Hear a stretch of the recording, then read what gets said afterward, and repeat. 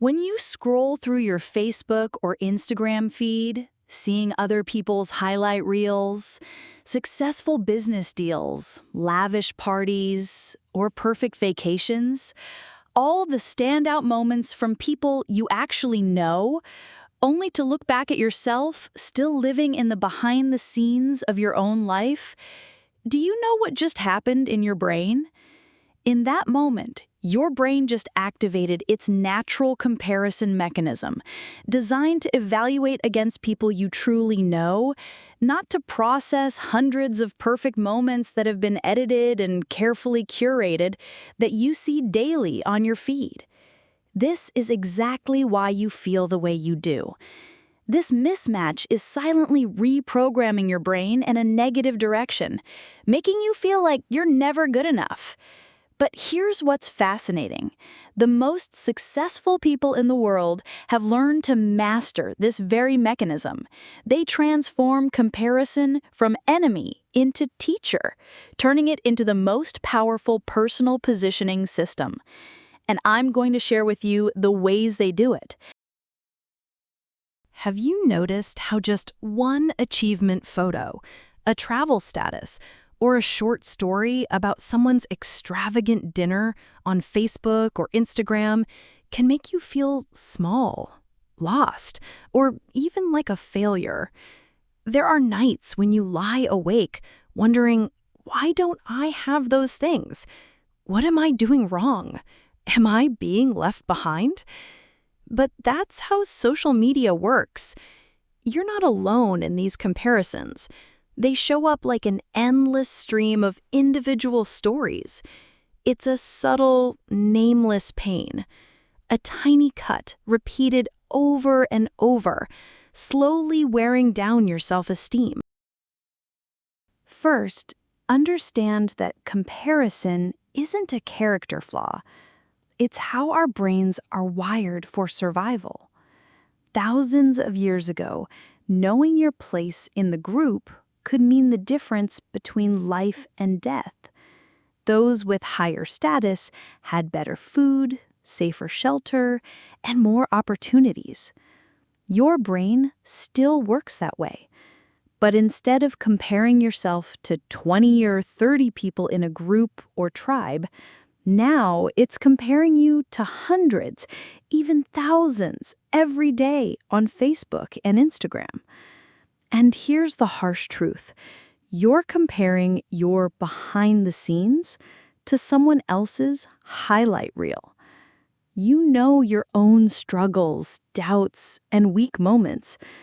But on social media, you only see the best, most carefully selected and edited moments of others. Every time you scroll past a post, your brain releases a bit of dopamine, the hormone of anticipation. Not happiness, but the expectation of happiness. Like a slot machine, you never know what the next post will make you feel. Maybe it's good news that makes you smile, or someone's achievement that makes you feel less than.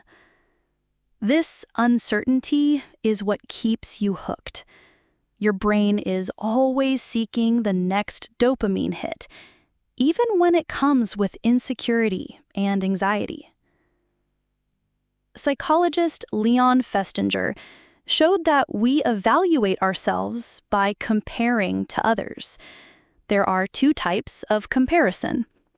Upward comparison, comparing yourself to those better off. This can motivate us to improve, but on social media, it often leads to feeling inadequate and insecure. Downward comparison, comparing yourself to those worse off, this might make us feel better about ourselves, but it breeds arrogance and a lack of empathy. Neither is healthy when it becomes your main way of measuring self-worth. There's something few people talk about. The more you use social media, the more you feel like you're the only one trapped in this comparison spiral. But the truth is, most people experience these feelings. We often think we're the only ones feeling lost, left behind, or not good enough. But behind every polished photo, every confident status, there may be someone else comparing themselves, feeling just as uncertain. Sometimes the deepest pain isn't feeling less than others, but feeling invisible. Among hundreds or thousands of friends online, you still feel lost, like no one truly understands you. No one really cares about what you're going through. That feeling, lonely in a crowd, exhausted by congratulations, empty in moments that should be happy, is the deepest result of the comparison trap. If left unrecognized and unhealed, it slowly becomes part of your identity, always insecure whenever you can be. And the irony is, the more you try to prove yourself on social media, the easier it is to lose yourself. Mindset Shift 1. Turn comparison into growth mindset and small steps. There's something few people talk about. The more you use social media, the more you feel like you're the only one trapped in this comparison spiral. But the truth is, most people experience these feelings. When you notice yourself feeling envious, sad, or insecure because of someone else's achievements or happiness on social media, pause for a moment. Don't try to push the feeling away or blame yourself. Gently acknowledge, I'm feeling envy. That's completely normal. After you've identified your underlying need or desire, consider one small, realistic step you can take to support that need. It doesn't have to be anything big or life-changing. For example, if you find yourself longing for freedom, plan a short walk this weekend, or simply spend 30 minutes alone in a peaceful space.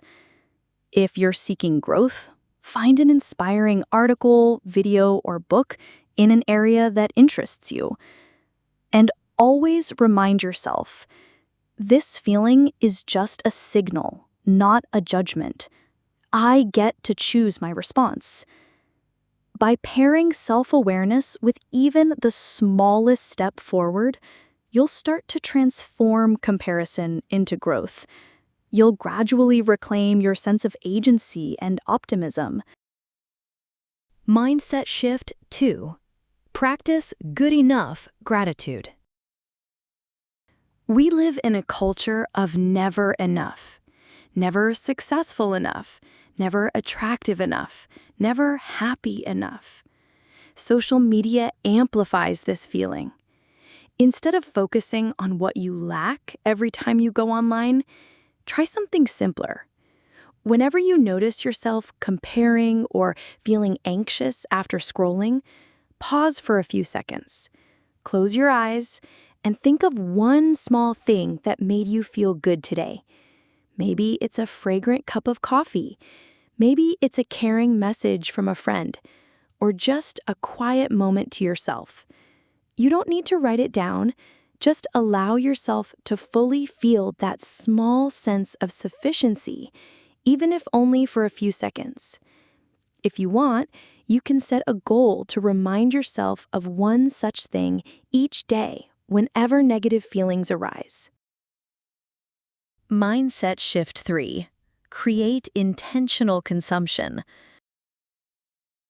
Audit your feed based on your emotions, not the number of likes or followers. After seeing someone's post, ask yourself, how do I feel right now? If you often feel insecure, envious, or anxious, maybe it's time to take action. Consider unfollowing or muting that account. Take a look at your follow and friend lists. Ask yourself, do I really know this person? Does following them bring anything positive into my life? This doesn't mean you don't care about them. It means you're filtering to protect your mental health. Instead, follow accounts that inspire you, teach you, or simply make you happy. Curate your feed the way you choose food. Prioritize what nourishes your soul. Mindset Shift 4. Build an internal value system. This is the most important shift. Learn to measure success by your personal values, not external metrics. Create your own success metrics. Instead of measuring success by likes, comments, or comparisons, ask yourself, am I living true to my values?